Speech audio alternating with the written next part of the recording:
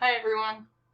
So this is the essay that originally I was going to submit to not really a contest, because it was just a matter of you submitted your essay and then you were selected or not. So I guess on one hand a contest, but also kind of not.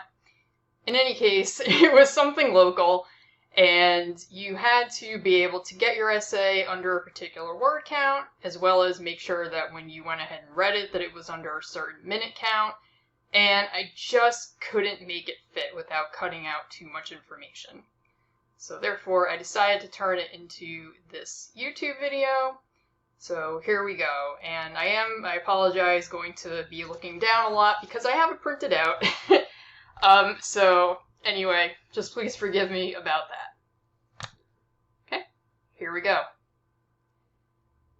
I don't know why it started, but in 7th grade, I created an onstage version of the movie The Nightmare Before Christmas in my head. At night, I paced circles around my room while I listened to the soundtrack repeatedly on my Walkman. I held rehearsals, designed sets, and choreographed what that might look like in the Providence Performing Arts Center. At the same time, I was in real-life rehearsals for my ballet company's production of The Nutcracker at the actual PPAC. Sitting in the main waiting area of the dance studio between class and rehearsal, I often remained near the group of other girls, but not part of them, headphones on, lost in thought. And then one day, "Hey," one of the popular junior company girls called over. "Hey, what are you listening to?" All eyes turned towards me, already feeling a bit awkward with half of a soggy Italian grinder in my lap, while almost everyone else had less substantial snack options. I didn't know how to answer. Admitting that I was listening to a Disney soundtrack seemed weird, even if I didn't also admit that I was listening to one particular song for the millionth time because I just couldn't get the blocking right. Panicked and cognizant that I was taking an unusually long time to answer a simple question, I simply responded, "Just the radio. I'm not sure what song it is." "Can I listen? I'll know." She extended her arm in my direction for the headphones. "I'd prefer not to," I responded, in awkward teenage Bartleby's words, and I retreated into myself again. The girl who asked just shrugged. Some of the other girls shared looks, but ultimately returned to their own conversations and sensible pre-rehearsal snacks. Thing is, for me, this wasn't strange or unusual. This wasn't the first musical to take up residence in my head. First was Cats, then Little Shop of Horrors, sometime later. The Phantom of the Opera was still a few years out. A major difference this time was that several of the characters cast in my very successful run of The Nightmare Before Christmas became permanent fixtures in my head. Constant companions long after their show closed. During my middle school years, I did have friends, boys and girls alike, but the splintering of our small group felt inevitable by the 8th grade, and I wasn't sure where I was going to fall. High school began, and sure enough, my friend group fractured. Half of them joined sports teams and began hanging out with the popular kids. The other half started drinking and smoking and skipping classes when they weren't convenient. As expected, I no longer had a place in the morning, when everyone loitered around the schoolyard before the homeroom bell was rung. The delinquent kids were actually the friendlier group, and so even though I didn't partake in their activities, they knew I wasn't going to say anything, and I was seen as okay. It's not that I wasn't interested, but I didn't have the time. By now, my spare time was spent either in ballet classes or rehearsals, taking riding lessons, and spending time with my horse, and as soon as I was old enough, my first job at Dunkin' Donuts, clocking in at 4:30 a.m. each Sunday morning. My characters from before? They didn't leave. They evolved. The number of characters grew, in fact. Even once I cobbled together a new group of acquaintances, even a few boyfriends during these years, Whether due to my schedule or due to the eccentricities of my own personality, it was difficult to find people who connected to my life experiences.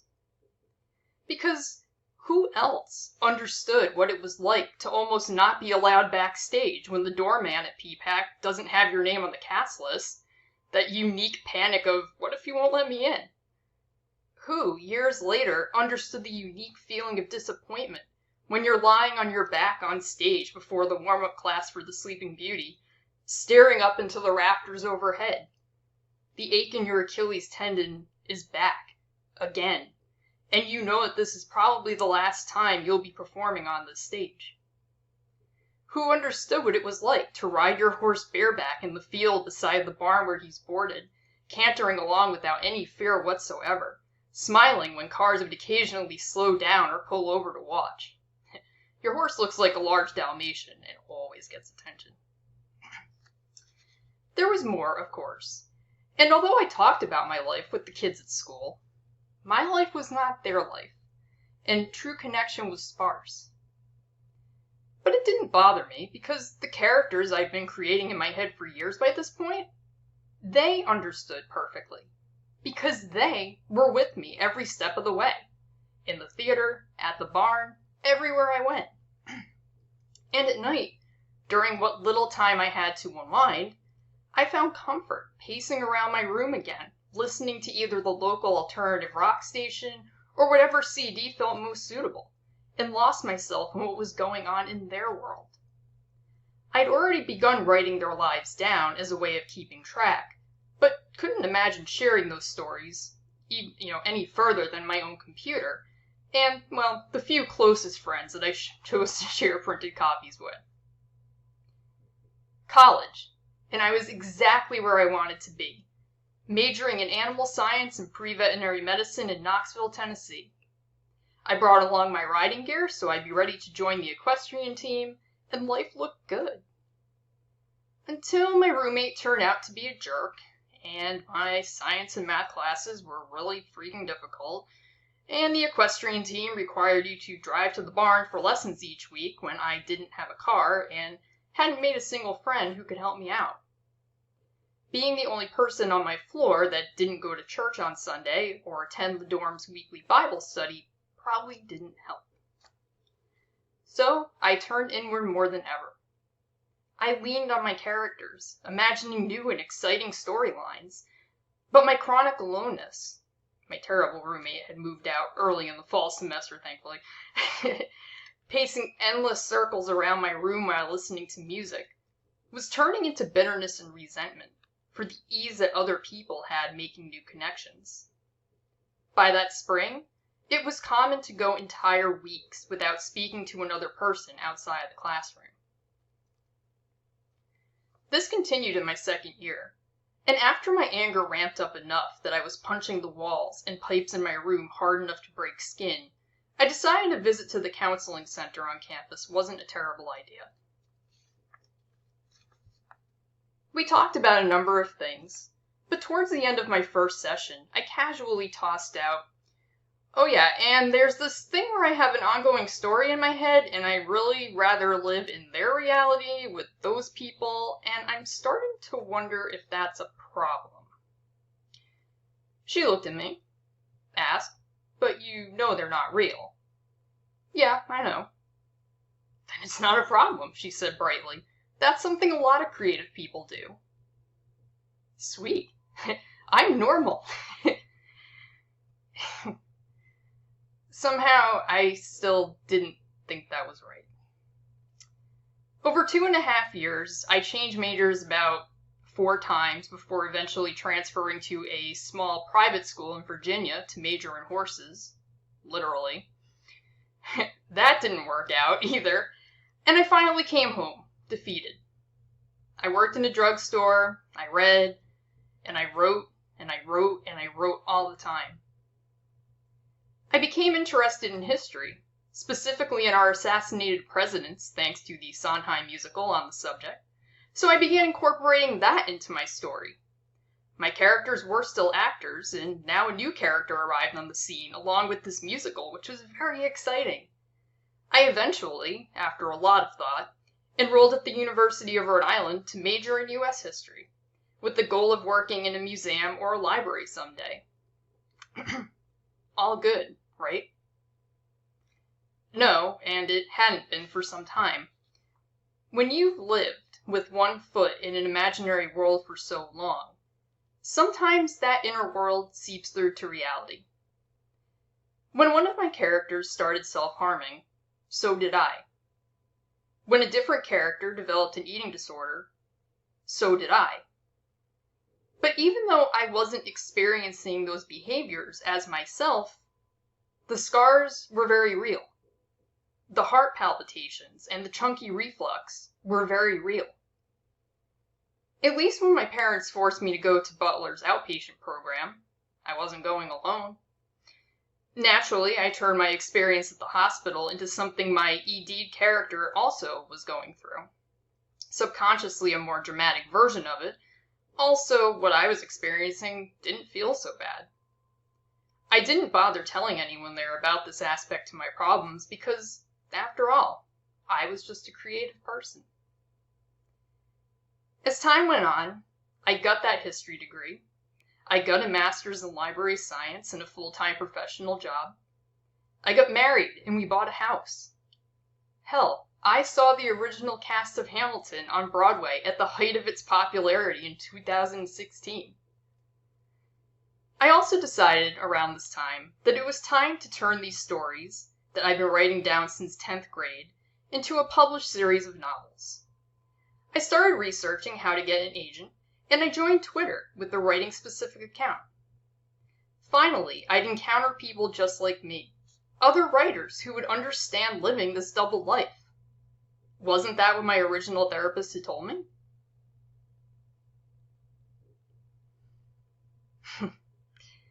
There were critique partners who liked the writing, and I made a few online acquaintances. But whenever I'd start explaining the unique relationship I had with my characters, my whole interior world, the fact that so much of this story unfolded in my head in real time, people were fascinated. Because no, most writers don't have that. At least not nearly to the same intensely personal degree. They usually want to move on once they've written the short story or written the novel, want to explore different storylines, different genres, different characters. I couldn't imagine doing such a thing. It would be like abandoning your family. While at home during the summer of 2020, I decided to Google, randomly, I live in a fantasy world, just to see what would happen, to see what I'd find. And that was the first time I came across the phrase, maladaptive daydreaming disorder. Not a real DSM-recognized diagnosis yet, but that didn't matter. What I read fit me to a T.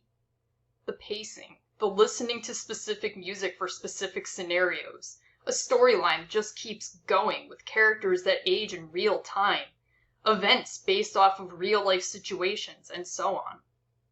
So there were people out there who knew what it was like, the unique positives and negatives that this can cause for those of us who experience it. Therapy and trying to break the addiction to one's own imagination is the answer for many, for those who struggle to manage the balance. But you know what?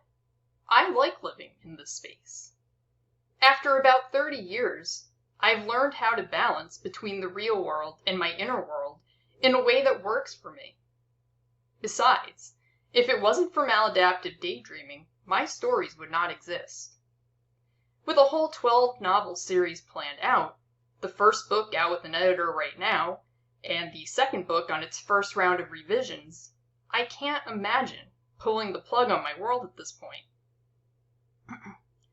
Because I've been doing this for so long, and always had to balance daydreaming with real-life activities, I never had the issue of being unable to break away. Some people in the MDD community have pointed to this as a reason for why I supposedly don't have the disorder, but I think my life story speaks for itself. And I personally believe there may be degrees of functioning that current research hasn't gotten around to exploring yet. Having come across other people closer to my age who also managed to build careers and a family life while also keeping one foot firmly in an imaginary world, it can be done. This may be fodder for another video, perhaps. Admittedly, I don't have a good way of ending this video, but I think that, and yeah, I never really finished the essay, which was another reason for why I decided not to submit it anywhere. But I think that raising awareness about MDD is important, because it's more prevalent than it seems, but it's something that's so personal, it can be very difficult to talk about candidly. If you made it through this whole thing, thank you. And if you don't already follow me on Twitter, I hope you'll consider doing so. It is mostly stuff about my story, but occasionally when I get annoyed enough, I do throw something up there about MDD. So I'll put my handle below. It's also at FrontCenterECR. Feel free to drop any questions you may have in the comments here, and I will do my best to answer. Or if it's something that requires a longer answer, maybe I will create more videos on the topic. Who knows? So anyway, thank you again for listening, and goodbye.